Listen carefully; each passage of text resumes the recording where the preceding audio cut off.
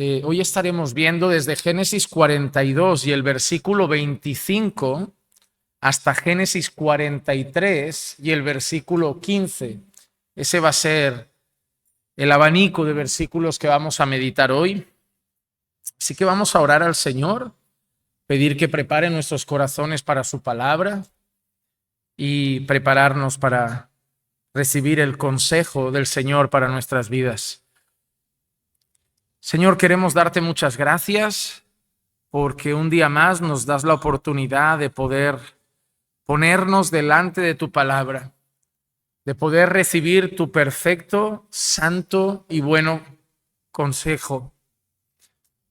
Te pedimos, Señor, que nuestros corazones puedan ser tierra fértil, que podamos estar atentos a tu palabra y también que nuestros corazones sean humildes para atesorarla en ellos, que podamos mirar atentamente tu palabra, que podamos ver en cada enseñanza y en cada lección cosas prácticas para nuestra vida y que sea tu Espíritu el que nos guíe a poner por obra todas estas cosas.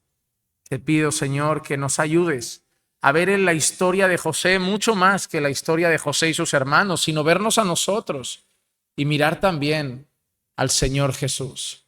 Y te pido todo esto en el nombre de Jesús. Amén, amén y amén.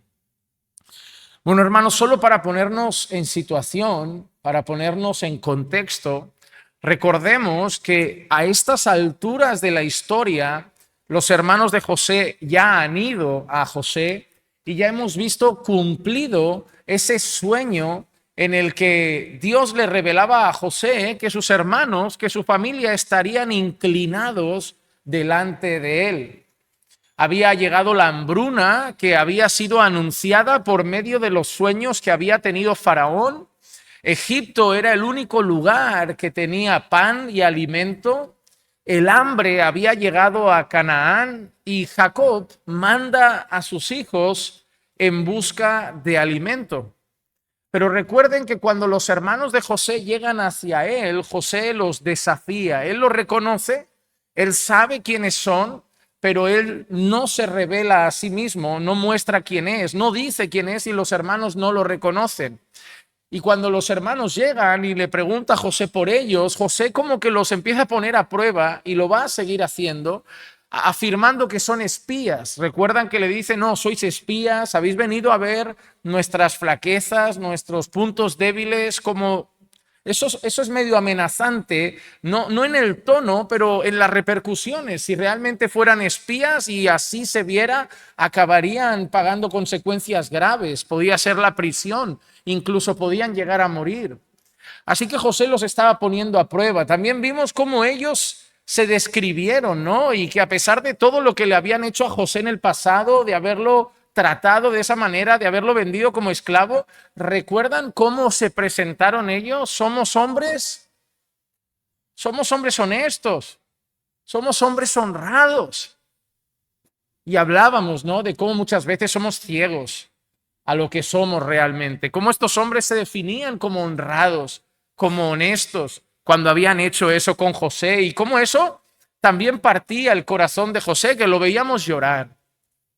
Ahora la historia continúa. Ellos piensan que habían ido a comprar alimento, habían pagado por una cantidad de grano, por una cantidad de sustento para llevar a casa, para sobrevivir, pero también se había hecho un trato.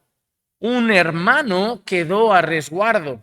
Uno de ellos se quedó como preso, como en garantía, como si fuera un aval, un garante. ¿Por qué? Porque ellos habían dicho que eran más hermanos, pero que el pequeño, en este caso Benjamín, se había quedado con su padre. Y como estaban siendo acusados de espías, José le había dicho, bueno, pues vamos a probar vuestra historia. Si realmente tenéis un hermano pequeño, sois hombres de familia y no sois espías, nos quedamos uno de vosotros, volvéis, y cuando me traigáis al pequeño, cuando realmente yo pueda conocer a ese hermano que falta, a Benjamín, yo libero al otro. Y esa es más o menos la situación que habíamos dejado atrás.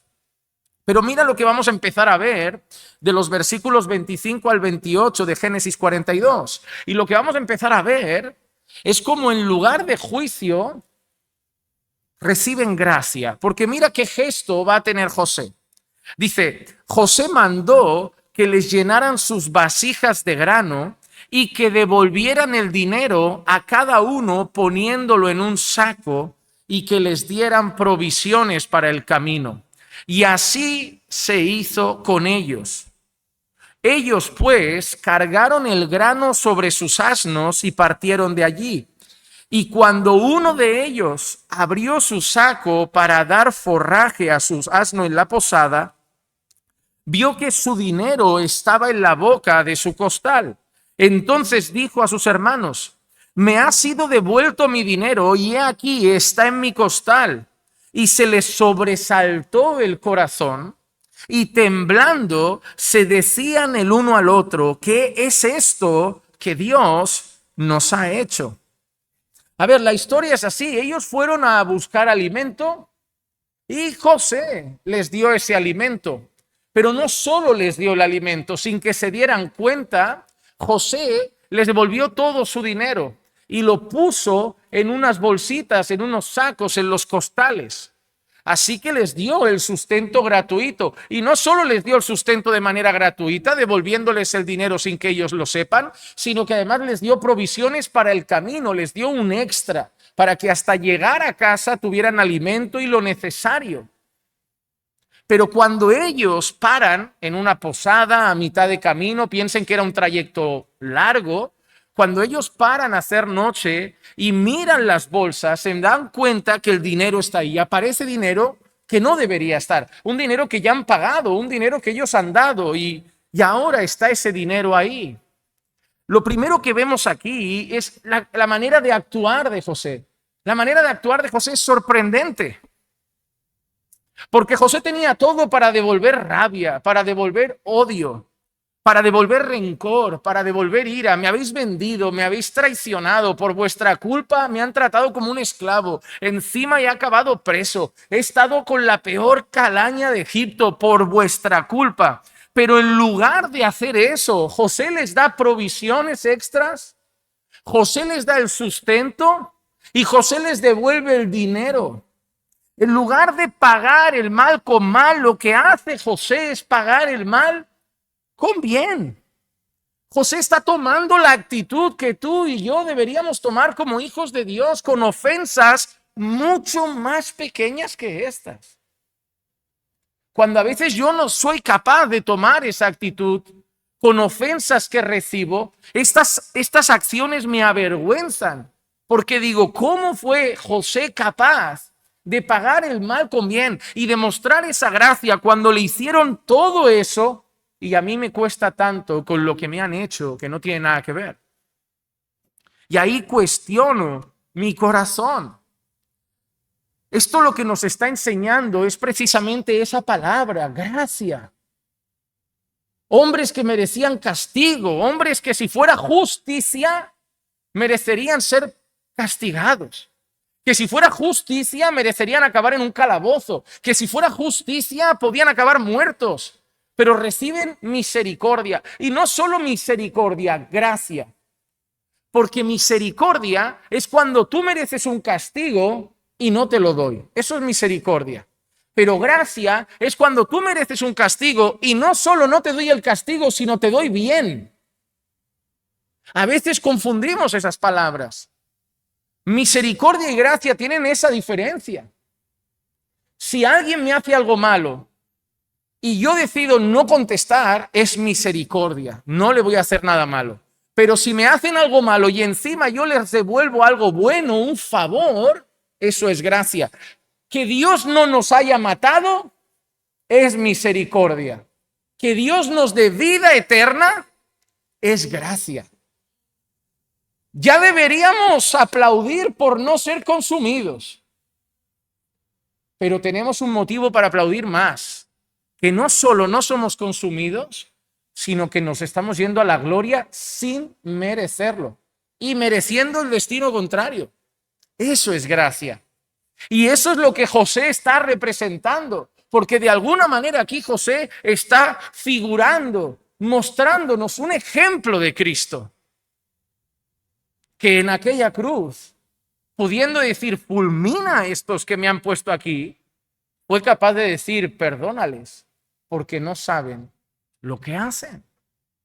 Y José lo está ilustrando de una manera asombrosa. Pero ahora quiero que miremos la última pregunta que han hecho. Cuando encuentran el dinero se les sobresalta el corazón, ¿verdad? Dice que se les sobresaltó el corazón. Es como que se pusieron muy nerviosos. Cuando el corazón se acelera y está, que parece que se va a salir del pecho, estaban así. Y la pregunta que hacen es interesante. Dice, ¿qué es esto que Dios nos ha hecho? Mira, ¿por qué es interesante? ¿Han encontrado dinero? Podrían haber dicho, ¿quién ha sido? ¿De dónde viene? ¿Has sido tú? ¿Ha sido el otro? ¿Habrá sido José, su mayordomo? Mil cosas. Pero la pregunta es, ¿qué es esto que Dios nos ha hecho? Y a lo largo de la historia le han dado como dos posibles interpretaciones a esa pregunta.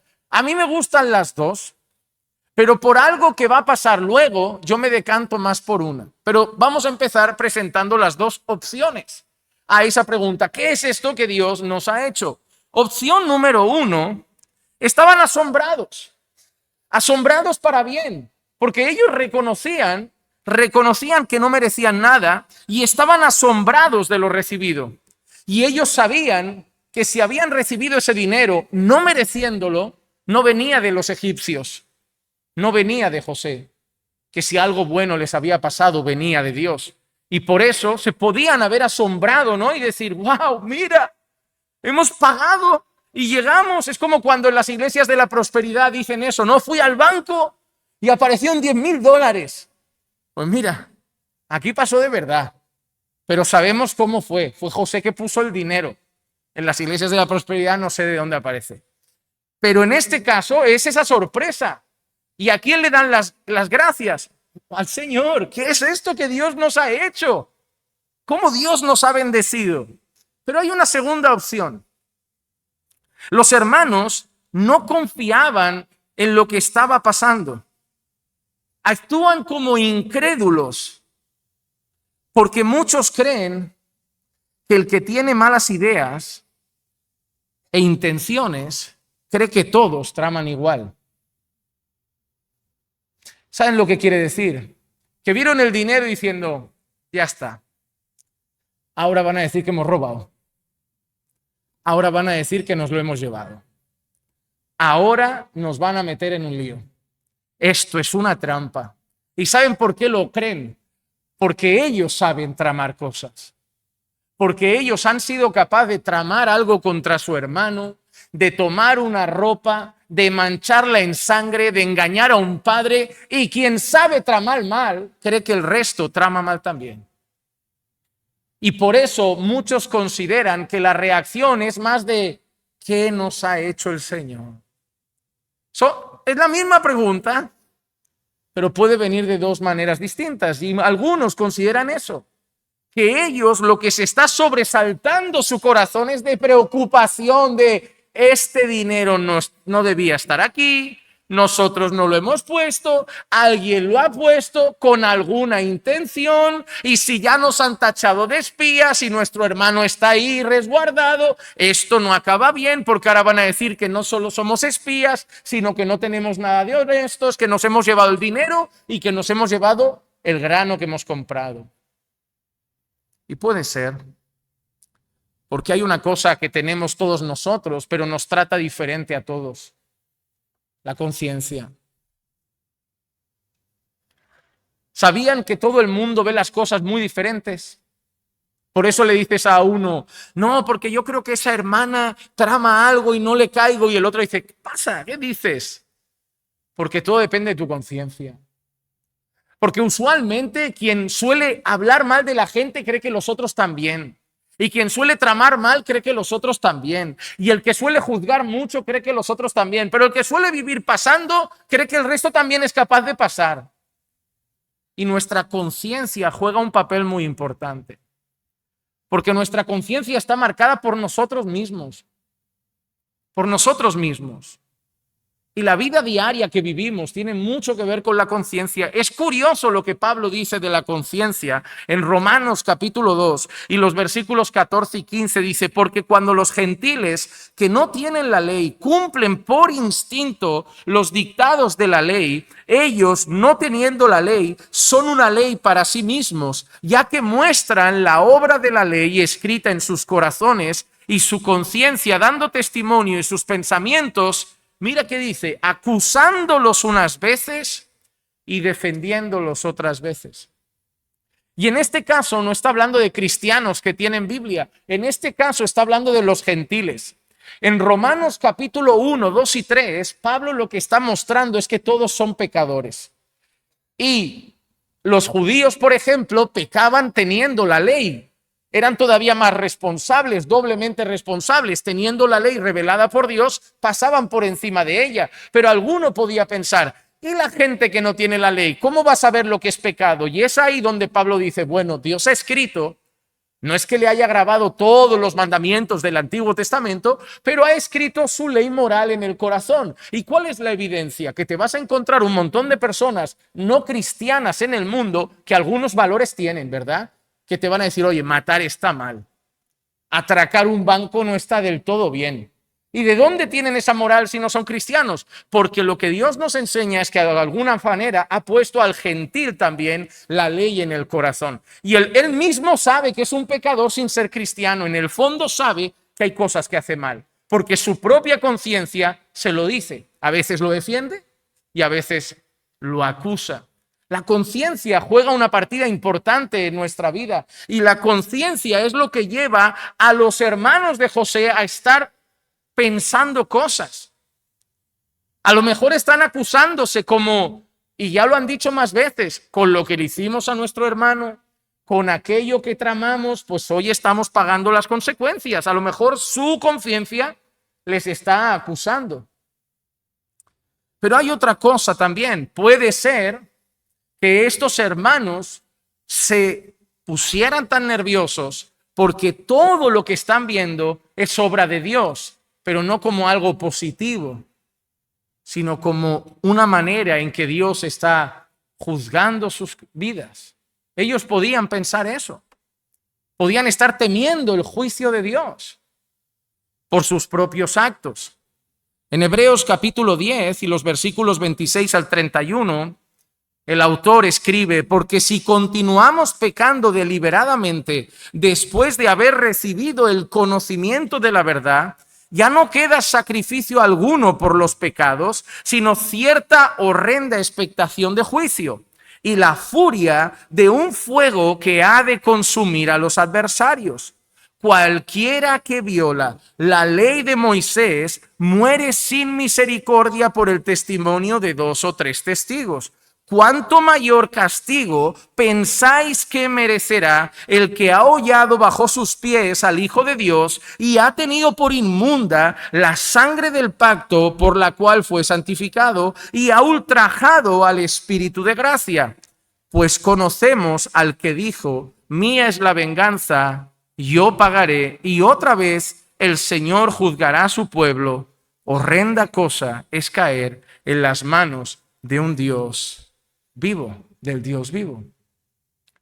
A lo mejor estaban acongojados, a lo mejor su corazón estaba acelerado, a lo mejor se estaban llevando las manos a la cabeza, porque siendo conscientes de lo que habían hecho, siendo conscientes de cómo trataron a su hermano, sabiendo lo que es bueno y malo, podían estar pensando, ha llegado el día, esta es la venganza de Dios, porque es suya.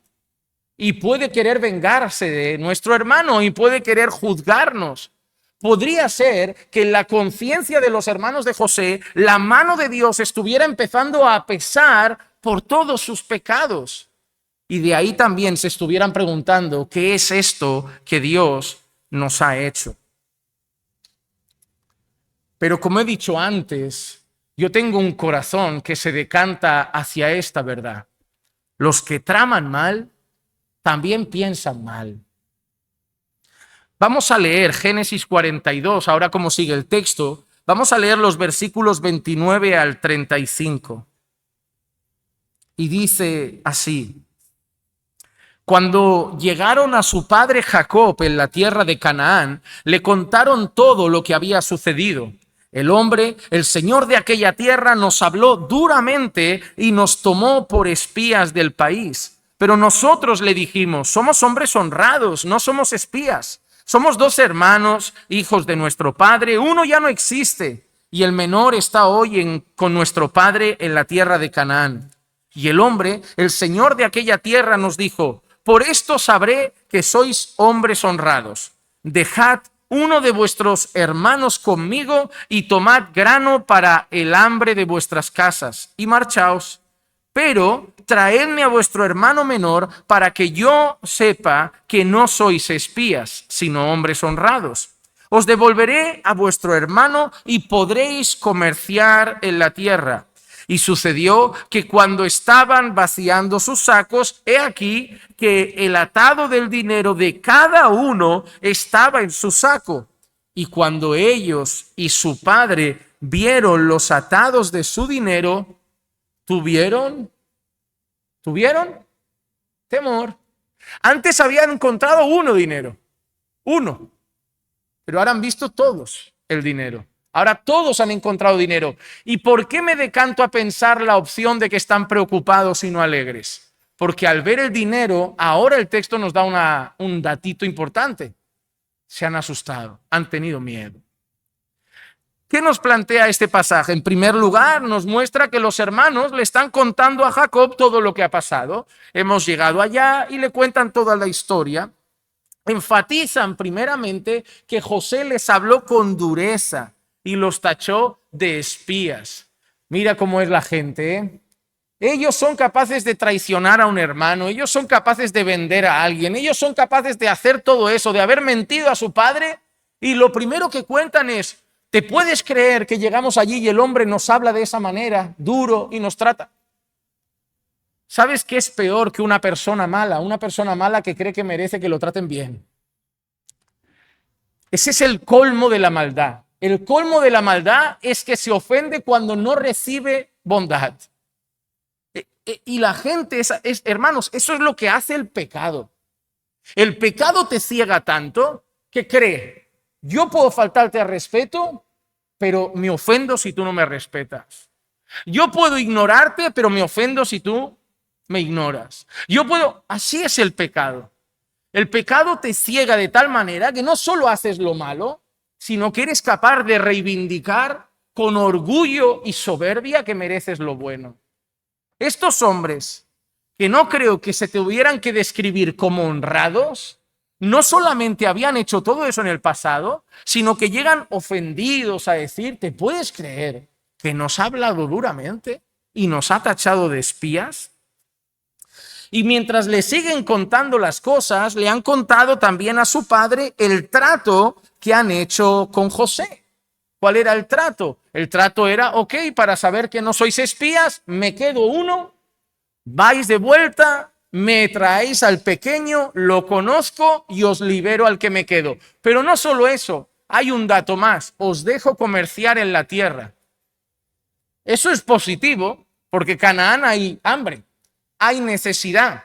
Y José les está abriendo una puerta, no solo a comprar, sino a poder comerciar en tierra de alrededor de Egipto. Pero repentinamente abren sus bolsas y encuentran dinero en todas. Todo el dinero que habían pagado, todo el dinero que habían gastado, no el de un hermano, el de todos ellos, todo el dinero que habían llevado para comprar estaba allí. Y se llenaron de temor. No eran capaces de ver gracia. No eran capaces de ver bondad, sino que por su propio corazón pensaron que era una trampa. ¿Te has dado cuenta cómo una persona está tan marcada por sí misma, su conciencia, su propia maldad, su propio corazón, que cree que como yo no soy capaz de hacer algo bueno, no puede ser que esté recibiendo algo bueno? Estaban asustados. Cualquier otra persona podría haber abierto diciendo, mira, ¿te puedes creer que nos lo han regalado? ¿Te puedes creer que nos han devuelto el dinero? ¡Qué bendición! ¡Qué buena gente! pero mira lo que nos han hecho. Pero ellos rápidamente no. ¿Por qué? Repito, porque el que está acostumbrado a tramar, a maquinar, a pensar mal, cree que el resto funciona de la misma manera. ¿Sabes a quién le cuesta estar unido a los hermanos de la iglesia? ¿Sabes quién dice, falta unidad en la iglesia? El que no sabe estar unido. Cree que el resto tiene el mismo problema. Pero si tú miras hermanos en sus estados y cosas, verás que cada fin de semana están saliendo juntos, por ahí unos, por ahí otros. No falta unidad. El problema es que como tú tienes esa barrera y tú no te consigues unir, crees que todos están igual que tú. Falta amor en la iglesia. No, crees que como a ti te está faltando, que todo el mundo tiene esa carencia, pero yo veo que hay hermanos que se aman un montón. Hay hermanos que aquí no se llaman hermanos por cumplir religiosamente, que se sienten hermanos. El problema es que tu manera de vivir, de percibir las cosas, de tu propia experiencia, la quieres generalizar como si todos vivieran y vieran la iglesia igual. Es como que alguien llega y dice, a mí hay cosas en la iglesia que creo que no, pues a mí me encanta. Ya, pero es que no puedes pretender que lo que para ti a lo mejor es algo tan grave, para mí lo sea, para mí no hay problemas graves. A mí me encanta. Tu manera de percibir las cosas y tu propia experiencia no puedes generalizarla a todo el mundo. Que tú no disfrutes de un ambiente no es que el resto no esté disfrutando. Es como cuando sale un grupo a comer a un sitio y se levanta uno medio amargadito como, aquí estoy incómodo, este sitio no me gusta. Y el resto mira como, vete tú, estamos súper bien. O sea, si tú tienes ese problema, anda y corre. Pero ese es el problema, ¿no? Como tenemos que irnos de aquí, porque aquí no se está a gusto. No, aquí no se está a gusto, no. Aquí no estás tú a gusto. El resto está bien. Eso es serio, hermanos. Eso es serio. Porque eso además es egoísta. Es egoísta. Es querer arrastrar al resto de personas a mis propias vivencias, experiencias y sentimientos que pueden estar francamente muy mal. Cuando una persona ve la vida de una manera, comete el error de querer que el resto la vea igual. Estos hombres se asustan con un gesto de bondad. Pero a lo mejor si fueran hombres dados a la generosidad, a compartir, a regalar y a dar, pensarían, igual que yo hago, mira, lo que planto, cosecho. Hay más gente como yo. Pero como están acostumbrados a tramar, a maquinar y a la trampa, cree que el resto está haciendo lo mismo con ellos. Y eso lo podemos aplicar en muchas áreas de nuestra vida. El problema es ese temor solo tiene un origen. El origen es el pecado, cómo golpea la conciencia de las personas. Génesis capítulo 3, versículos 9 y 10, vemos la primera vez que aparece el miedo en el mundo. Antes no había temor. Antes la gente, ¿te puedes creer que durante un tiempo en este bendito planeta no había miedo? ¿Te has parado a pensar por un instante cómo era la vida antes de Génesis 3? ¿Te has parado a pensar en un mundo donde uno anda sin miedo a lo que pueda pasar, sin miedo a las consecuencias, sin miedo a lo que haga alguien, sin miedo a que caiga un rayo encima o sin miedo a un infarto? Esa vida sin miedo. Hoy vivimos con miedo. Miedo a que... ¿Por qué hay gente que se sobresalta cuando el médico le dice, venga, que tengo que decirle algo de las analíticas? Eso es el pecado, es lo que ha traído, es esa congoja, esa preocupación, esa angustia. Miedo a una enfermedad grave, miedo a lo que me harán, miedo a que me traicionen. No quiero amigos. ¿Por qué? Porque la gente traiciona. Vivimos así. Todo eso lo ha traído el pecado. Antes no había miedo. En Génesis 2, con Adán y Eva creados, Eva no andaba por el huerto pensando, Ya verás tú cómo Adán me acaba engañando. Bueno, ella lo tenía fácil, ¿no? Porque ¿con quién, no? ¿Con quién también? ¿No? Anda que el ejemplo lo hemos buscado. ¿Con quién le va a engañar, no? Pero pongamos que la mente de Génesis antes del pecado era la mente de Abel, la de un hermano que te dice, vamos al campo. Y tú piensas, pues vamos al campo. El problema es que como ya había pasado lo de Génesis 3, Caín ya no tenía la mente tan clara, ¿no? Ahora, si alguien te dice, te lo vendo por 10.000, pero me lo guardas, que si viene otro con 12.000 no lo vendes, no, te lo guardo, pónmelo por escrito. ¿Por qué? ¿No te basta mi palabra? Después de Génesis 3, no. Después de Génesis 3, si yo voy volviendo a casa por la noche que ya está oscuro y vienen 3 o 4 en la misma dirección, ¿dónde hay gente para no andar solo? Después de Génesis 3 llegó el miedo, la desconfianza, el temor. Dice, y el Señor Dios llamó al hombre y le dijo, ¿dónde estás? Y él respondió, te oí en el huerto y tuve miedo, porque estaba desnudo y me escondí. Qué bueno saber que un día voy a saber cómo es una vida sin miedo. Qué bueno que gracias a Cristo voy a saber lo que es una vida sin temor. Voy a saber lo que es una vida sin enfermedades. Voy a saber lo que es una vida sin hernia. Voy a saber. ¿Sabes que yo anhelo el día en que me despierte en la gloria y no me duele la espalda? Yo tengo hernias. Para mí el dolor es parte de mi vida. Somos dos en este cuerpo, Juan Manuel y la hernia. Pero sé que un día no estará. A veces en mis oraciones, cuando me duele mucho, hablo con el Señor y digo, oh Señor, dile a esa hernia que le queda poco. Y yo así la trato, digo, apriétale porque te quedan años contados. Y Dios quiera que pocos. Pero tuvieron miedo, porque el pecado ha traído eso. Sabemos que la gente trama mal, sabemos que la gente puede hacer cosas contra nosotros. El pecado nos lleva a no fiarnos de la palabra de un hijo. Échame el aliento, dame el teléfono de la madre donde vas, que voy a llamar a ver si estás. El pecado ha hecho que queramos revisar el teléfono del esposo, de la esposa, que no nos fiemos de casi nadie. Que cuando un hermano le pregunta, hermano, ¿por qué no viniste? Ay, no me encontré. Vete a saber. El pecado ha traído eso. ¿Qué vida, no vivimos? Una vida de desconfianza. Vete a saber tú si me dices la verdad. Yo voy a creérmelo porque si no voy a vivir angustiado y sufriendo. Pero qué vida, ¿eh? ¿Cómo ha estropeado esto el pecado? Qué ganas de llegar a la gloria y saber lo que se siente sin eso. Porque yo no sé cómo es.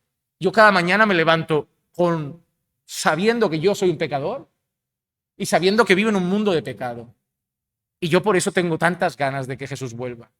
Porque yo quiero despertarme un día y no saber que existe el pecado. ¿Cómo se siente? Levantándome y saber que no voy a tener ni un mal pensamiento, ni un mal sentimiento, que todo va a ser perfecto, justo, bueno, amoroso. Yo tengo ganas. Y cuanto más leo la Biblia y veo la vida, que no es que digas, no, es que antes era muy buena y ahora está peor. Oh, hermano, hemos empezado a leer Génesis, que tampoco estamos leyendo Apocalipsis, estamos leyendo Génesis y todo es horrible. Mentiras, traiciones, adulterios, engaños, asesinatos, hermano matando hermano. Es Génesis, que no hemos ido a 3.000 años de historia para adelante, estamos en el principio y está todo como ahora. Cuanto yo estudiaba Génesis, más mi corazón decía, Maranata, ven Señor Jesús. Ahora lo que vamos a ver es cómo el corazón de un hombre es llevado al límite. Y ahora me sabe mal por él. En los versículos 36 al 38 de Génesis 42 dice, y su padre Jacob les dijo, me habéis privado de mis hijos, José ya no existe, y Simeón ya no existe, y os queréis llevar a Benjamín. Todas estas cosas son contra mí. Entonces Rubén habló a su padre diciendo, puedes dar muerte a mis 2 hijos si no te lo traigo. ponlo bajo mi cuidado y yo te lo devolveré. Pero Jacob dijo, mi hijo no descenderá con vosotros, pues su hermano ha muerto y me queda solo él. Si algo malo le acontece en el viaje en que vais, haréis descender mis canas con dolor al Seol. ¿Sabes lo que estaba pasando en la mente de Jacob con todo lo que le están contando sus hijos, con el trato que le ha propuesto José, que no sabe que es José? En la mente de Jacob está pasando esto. Mi hijo José, muerto. Mi hijo Simeón, en Egipto y preso, no está bien y vete a saber tú si está vivo. Y ahora se van a llevar al más pequeño, a Benjamín, y seguro que tampoco va a terminar bien. Hermano, esa es la situación de Jacob ahora. Y Simeón, pues mira, padre, lo que pasa es lo siguiente, ¿te acuerdas de José? Ese fuera. Y Simeón, es que hemos llegado, nos han acusado de espías y al final hemos hecho un trato. Se han quedado con Simeón, pero si nos das al chiquitín, nos das a Benjamín, luego nos lo devuelven. Jacob ya cargaba el peso de la muerte de José. Sus hermanos podían estar tranquilos diciendo tan ligeramente, ya no existe. Pero el corazón de Jacob no, era su preferido. Eso no se había olvidado. Y ahora encima ve que falta otro. Falta Simeón. Y encima le están pidiendo al más pequeño. Que también te digo una cosa. A mí que me gusta analizar las palabras de la gente muchas veces, Jacob ha dicho mucho con una frase aquí que pasa desapercibida. Mira que ha dicho, mi hijo no descenderá con vosotros. Está hablando de Benjamín. Dice, mi hijo no descenderá con vosotros, pues su hermano ha muerto y me queda. No sé si os estáis haciendo la misma pregunta que yo. A ver, papá, que nosotros somos tus hijos, que te quedamos nosotros, que cada vez nos queda más claro lo de la túnica.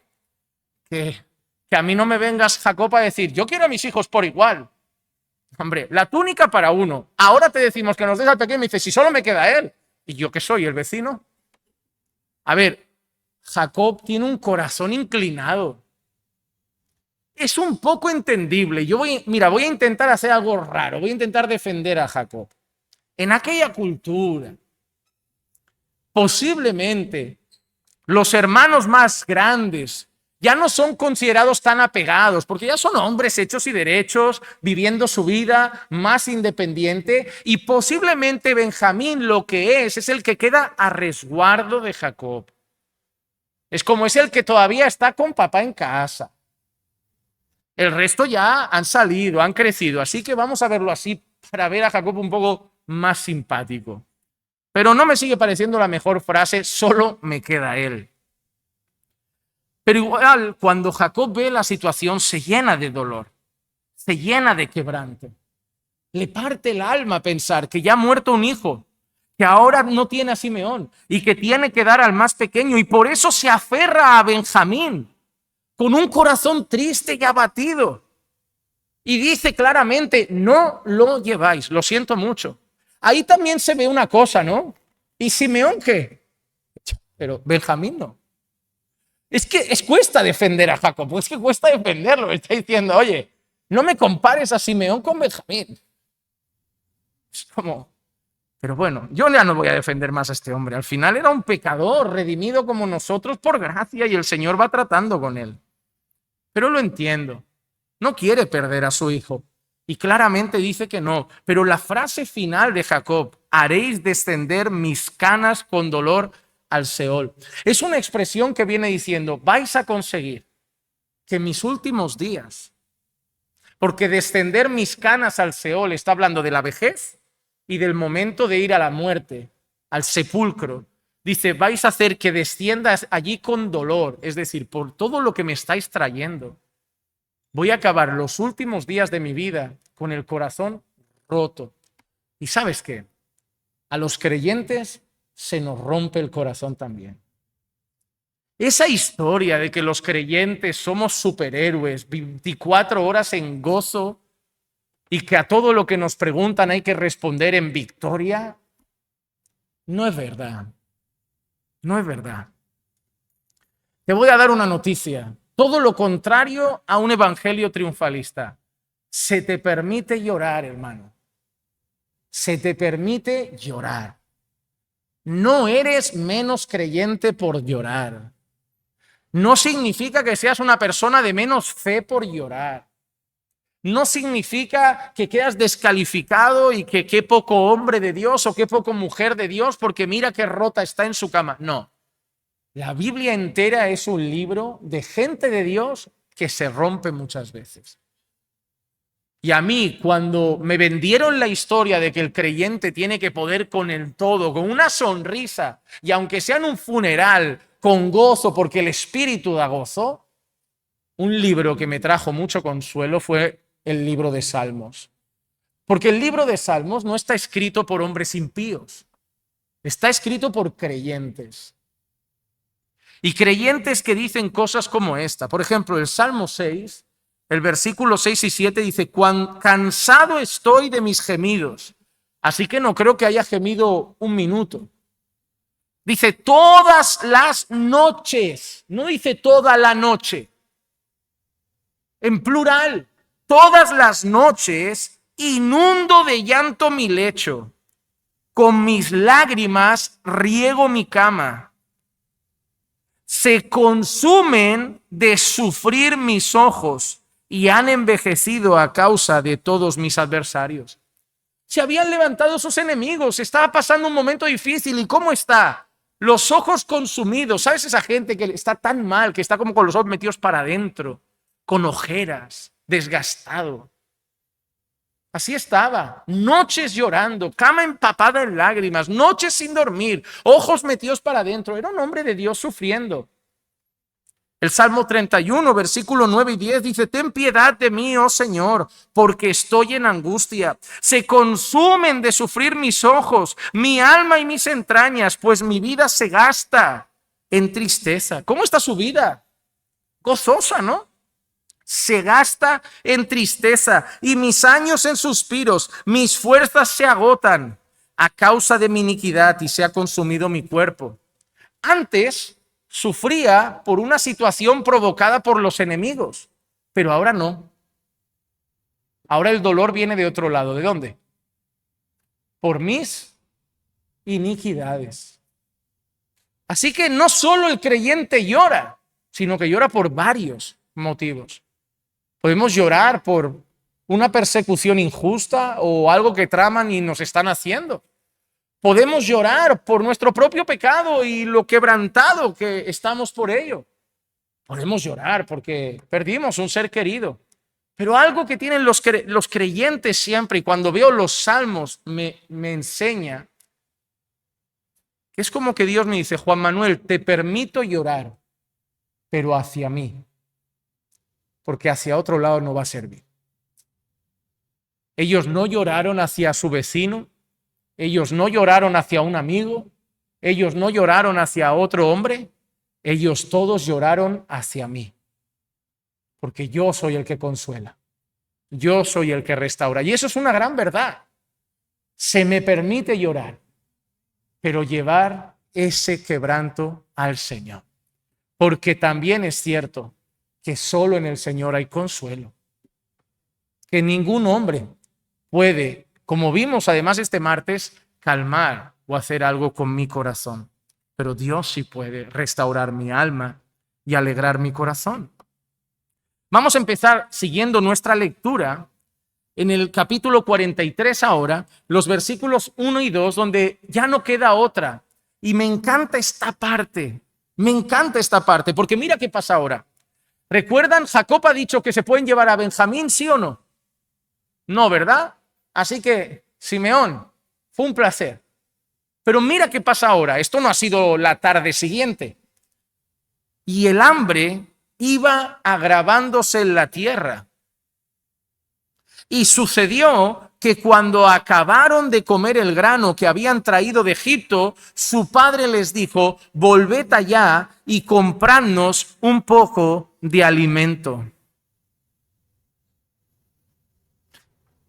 No había nada más. Ahora han llegado a un punto, porque ahora tenía Benjamín, Simeón estaba allí, pero estaba Benjamín y había comida. Pero ahora no queda nada. Ahora realmente es o damos a Benjamín o nos morimos todos de hambre, incluido Jacob. O arriesgamos para sobrevivir o literalmente morimos de hambre. ¿Sabes qué me enseña esto?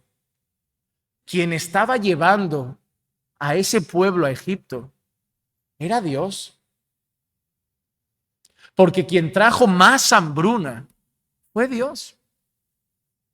En todo esto no está la mano de la casualidad. En todo esto está la mano de Dios. ¿Y sabes qué? Jacob dijo, no va, pero Dios dijo, va a ir. Y si tengo que dejar todo el pueblo sin comida para que no te quede otra que ir, irás. Porque tú vas a hacer lo que yo quiera. ¡Wow! Dios gobierna la historia. ¿Recuerdan lo que dice Proverbios 16:9? La mente del hombre planea su camino, pero el Señor dirige sus pasos. La mente de Jacob planificó algo. Me quedo con Benjamín hasta el final. Pero Dios dijo, no, tú vas para otro lado. Va a acabar allá. ¿Por qué va a acabar allá? Porque al final tú también vas a acabar allá, Jacob. Al final toda la familia va a acabar allí, Jacob. Porque tengo un plan. Porque tenéis que llegar todos a Egipto para que os vaya bien en Egipto. Y luego va a venir otro rey en Egipto y os va a ir mal en Egipto y vais a ser esclavos en Egipto porque luego tengo que mandar un libertador a Egipto y sacaros de Egipto para que seáis idólatras fuera de Egipto, para luego tratar con vosotros, para finalmente mandar a mi hijo a cumplir un plan de redención. La historia de José es tu historia y la mía, solo que Dios va dando los pasos hasta llegar a Jesús. Esto que tú ves aquí es parte de llegar a Jesús. Sorprendente, porque todo esto es parte de lo que Dios ha planificado. No es una historia que se escapa de la mano y a ver qué va pasando con las decisiones de los hombres. Son hombres decidiendo y Dios cumpliendo sus propósitos. Así que ahora a Jacob no le queda otra. A Jacob solo le queda una opción y es la más difícil. Versículos 3-7 dice así. Pero Judá le respondió diciendo, aquel hombre claramente nos advirtió, no veréis mi rostro si vuestro hermano no está con vosotros. Si envías a nuestro hermano con nosotros, descenderemos y compraremos alimento. Pero si no lo envías, no descenderemos, porque el hombre nos dijo, no veréis mi rostro si vuestro hermano no está con vosotros. Entonces Israel, Jacob, respondió, ¿por qué me habéis tratado tan mal, informando al hombre que teníais un hermano más? Pero ellos dijeron, el hombre nos preguntó específicamente acerca de nosotros y nuestros familiares diciendo, ¿vive aún vuestro padre? ¿Tenéis otro hermano? Y nosotros contestamos sus preguntas. ¿Acaso pedimos nosotros? ¿Acaso podíamos nosotros saber que él diría, traed a vuestro hermano? Así que, por un lado, Jacob está reclamando, ¿no? Pero ¿por qué lo habéis liado así? ¿Para qué tenéis que decir que quedaba uno, el pequeño? Y ellos se defienden de una manera como, ¿y yo qué voy a saber? Si es que a mí me ha preguntado directamente, ¿y vuestro padre? ¿Y hay otro hermano?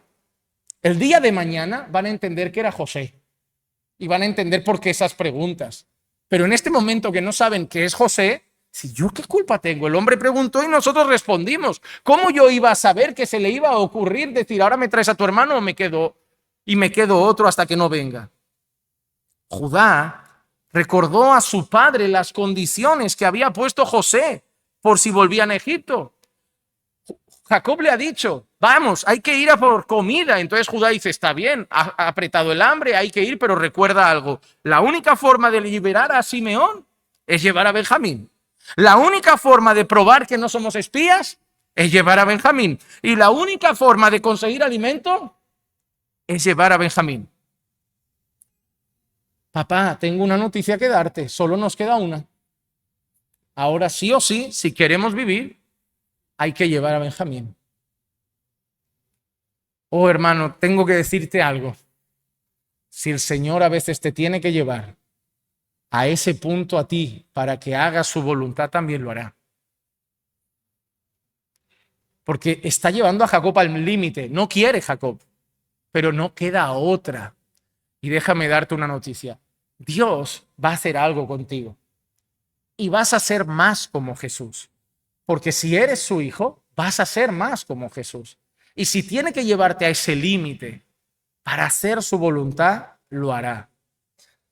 Así que aprende de esto. No solo veas a Jacob, sino que por un momento piensa en tu vida y recuerda que cuando llegue un momento a lo mejor crucial de entre la espada y la pared, confía en Dios, porque puede ser la mano de Dios que quiere llevarte a donde Él quería llevarte desde el principio y tú no estabas queriendo ir. Y ahora va a pasar algo bonito, a mi parecer. La intercesión y la mediación de un hermano, en este caso Judá, en los versículos 8 al 10. Dice así: y Judá dijo a su padre Israel: envía al muchacho conmigo y nos levantaremos e iremos para que vivamos y no perezcamos, tanto nosotros como tú y nuestros pequeños.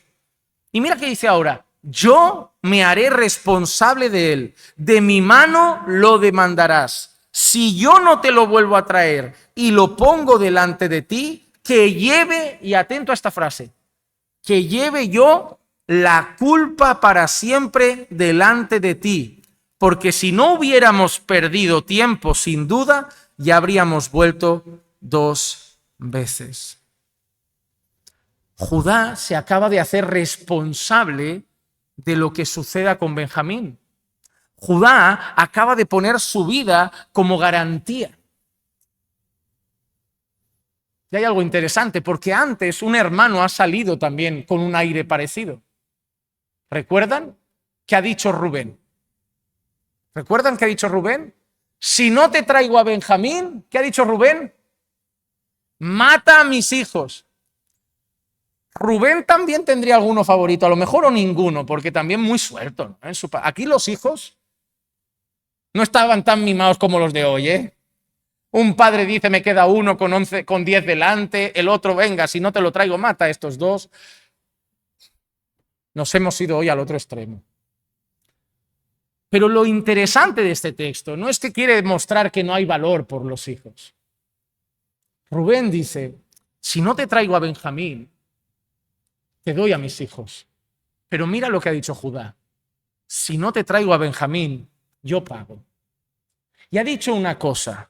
Ha dicho, yo llevaré la culpa para siempre delante de ti. Tú sabes que Judá, y no Rubén, ni Simeón, ni Benjamín, ni José, tú sabes que Judá tiene un descendiente muy importante.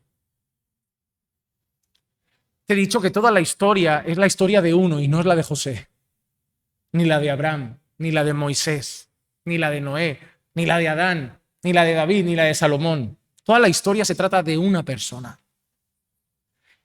En Mateo capítulo 1, versículos 1 y 2 dice, libro de la genealogía de Jesucristo, hijo de David, hijo de Abraham. Abraham engendró a Isaac, Isaac a Jacob, y Jacob a Judá y a sus hermanos. Quiero que mires esta escena por un momento. Judá, el hermano mayor, se acaba de poner delante del padre, dispuesto a cargar la culpa por lo que pase con el hermano menor. Jesús, de la tribu de Judá, el león de la tribu de Judá, se puso delante del padre para cargar la culpa de los hermanos pequeños. Porque cuando cargó con nuestra culpa, ahora que somos de la familia de Dios, pasamos a ser, de alguna manera, hermanos de Jesús. La diferencia es que Judá no cargó la culpa y Jesús sí. Jesús sí. En Primera de Pedro, capítulo 3 y versículo 18 dice, porque también Cristo murió por los pecados una sola vez, el justo por los injustos, para llevarnos a Dios, muerto en la carne, pero vivificado en el Espíritu. La escena de Judá delante de Jacob, intercediendo por Benjamín, es nuestra historia. Es la escena de Jesús delante del Padre, mediando por nosotros. Con la diferencia de que Jesús sobre sus hombros cargó toda nuestra culpa delante de Dios. Pagó por el precio de nuestras iniquidades. Y vamos a terminar con los últimos versículos que nos enseñan algo importante para todos nosotros. Y es que en los peores momentos, ¿sabes qué nos va a sostener? El dinero. No. Los amigos, la familia, la fe. La fe. Jacob no puede estar peor. José no está, Simeón no está, Benjamín puede no llegar a volver. ¿Y qué va a sostener a Jacob? La fe. La fe. Génesis 43, versículos 11 al 15 dice, entonces su padre Israel les dijo, si así tiene que ser, oh hermano, qué dura es la vida cuando llegamos a ese punto de decir, si tiene que ser así. ¿Planificaste esto? No, pero sí es lo que hay. Hermano, cuanto antes aceptes esto, mejor. Llegará un día que tu vida vas a tener que hacer así. Pues vale. Pues vale. Porque los seres humanos tenemos ese problema. Todos tenemos un plan maravilloso para nuestra vida. Planificamos qué estudiaré. Mira, que seguro que nacisteis en vuestra familia, en vuestro país, muchos pensando, soy súper feliz en esta casa, estudiaré, me haré médico. Saliste de tu país solo, ni eres médico, has estado limpiando la taza del retrete de otros. Ilegal. Ya no vas a volver. Algunos hasta vinieron pensando, no, me voy 3 años, trabajo duro, me compro una casa, vuelvo con una tienda, hago negocio y vivo bien tranquilo ahora en mi querido Guayaquil. Guayaquil no va a volver. Algunos incluso no tienen nada ni en Guayaquil ni aquí. Ha salido todo al revés. Un amigo te dijo, vente que aquí hay mucho trabajo, te engañó bien, llegaste a una habitación, pensabas que en Europa tendrías 2 perros, una casa con jardín y harías barbacoa los domingos. Estás en una habitación en un piso con 8 más. ¿Sabes qué? Por el momento, y si tiene que ser así, gloria a Dios. ¿No era tu plan? Seguro que no. Del mío también han cambiado muchas cosas. ¿Quién me iba a decir a mí que iba a ser evangélico? La religión de los latinos. Así la veía yo un tiempo. Para mí religión eran 3, judíos, musulmanes y católicos. El resto era gente rara. Los indios con lo suyo, el gordito calvito ese de los budistas, pero habían 3.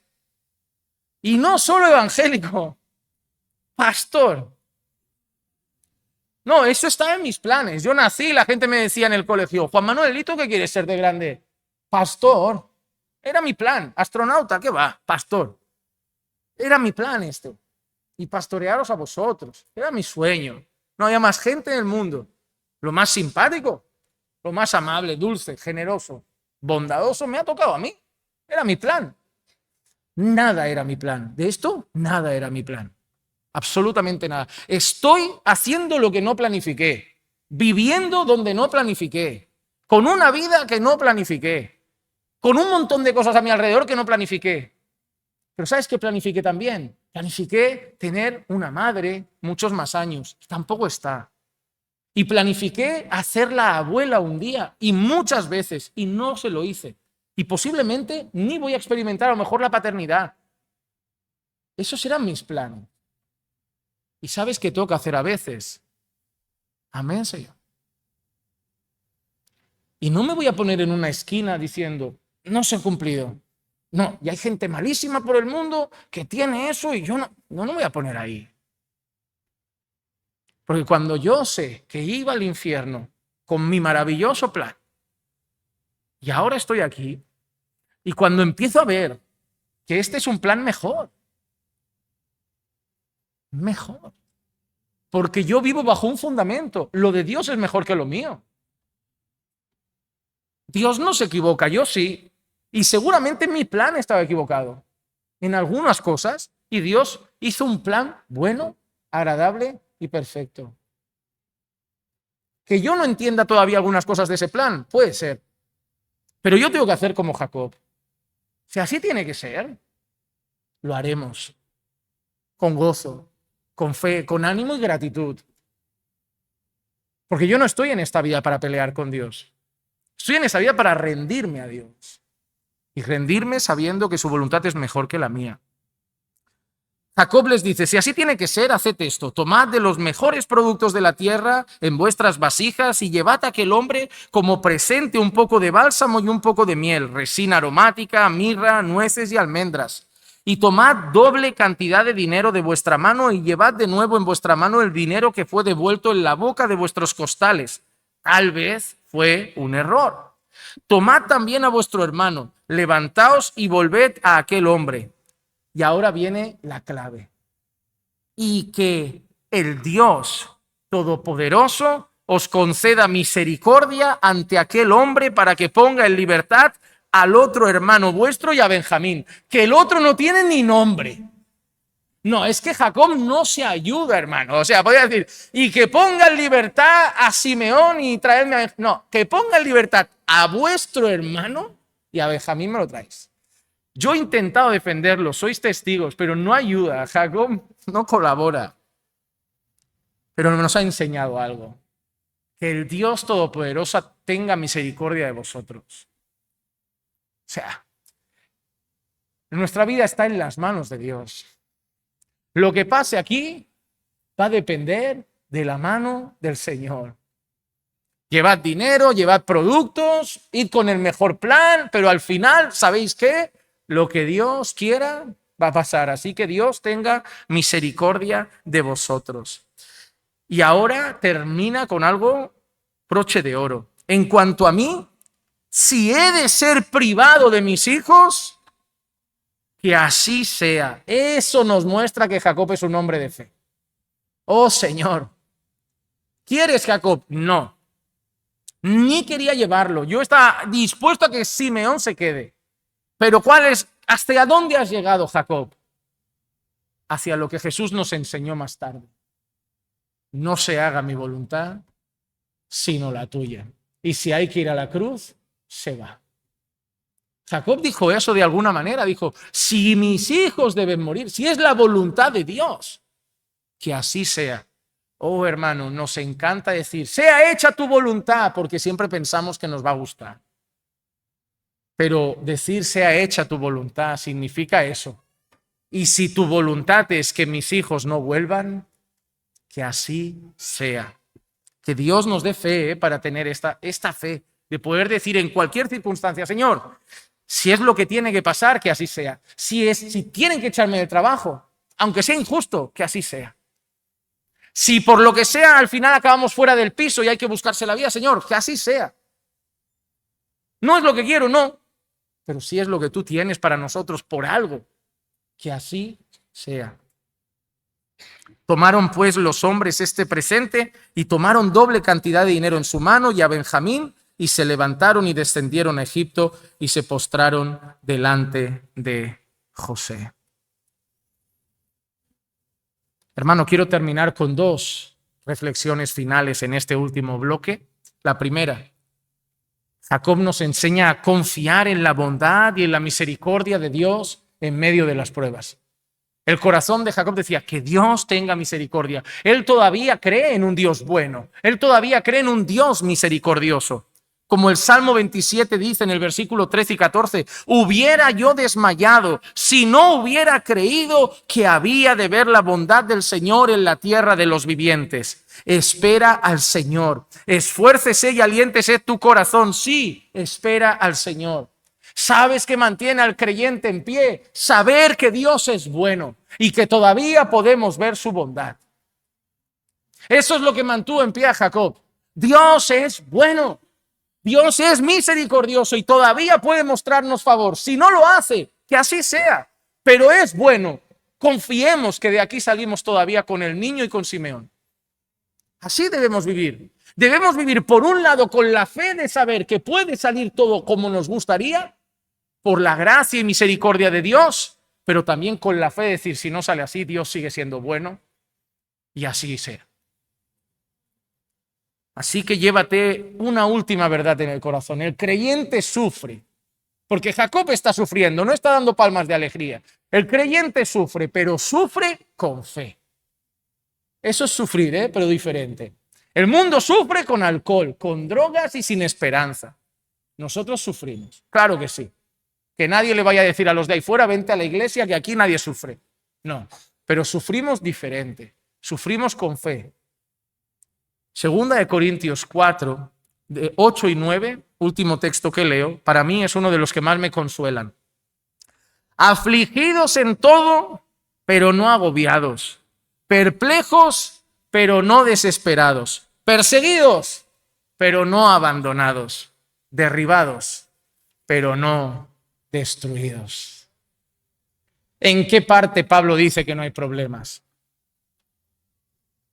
Pablo te lo podría resumir así: con problemas, pero con Dios. Con problemas, pero con Dios. Y todo eso lo cambia todo. ¿Cómo puedes cantar si tienes cáncer? Porque tú no tienes a Dios si tienes cáncer. Yo tengo cáncer, pero estoy con Dios. Y por eso puedo cantar. Enfermo, pero no abandonado. Enfermo, pero no desamparado. Juan Manuel, ¿pero por qué sigues con gozo y pasión en el púlpito si hay luchas en la iglesia? Con problemas, pero acompañado. Con dificultades, pero no derrotado. Él está con nosotros. Y eso basta para confiar que nuestra vida no está en el azar, que no somos células sueltas por el universo, corriendo espontáneamente a ver qué acaba pasando con nuestras vidas. No, tenemos un propósito. No sé cuál. No sé cuál. Sé cómo acaba, en gloria. El camino no lo sé, pero sé que Dios está. Así que pase lo que pase en tu vida. A veces Dios te puede llevar al límite como a Jacob, para llevarte donde te quiere llevar y tú no quieres ir. Y esto no habla de traslados de residencia. Llévalo a algo mucho más allá de eso. Pero en todo, pon tu fe en la bondad de Dios, en la misericordia de Dios, en la gracia de Dios. Y si sufres, sufre. Que esta iglesia no se llama Pare de Sufrir. Sufre, pero sufre con fe.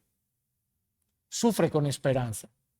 Sufre diciéndole a tu alma, pero sigue esperando, que todavía veremos la bondad de Dios en la tierra de los vivientes. Que este mensaje te ayude cuando lleguen días que a lo mejor hoy no estás pasando, pero llegarán, porque hay un tiempo para todo en esta vida. Y cuando te llegue ese día más oscuro, acuérdate de este mensaje.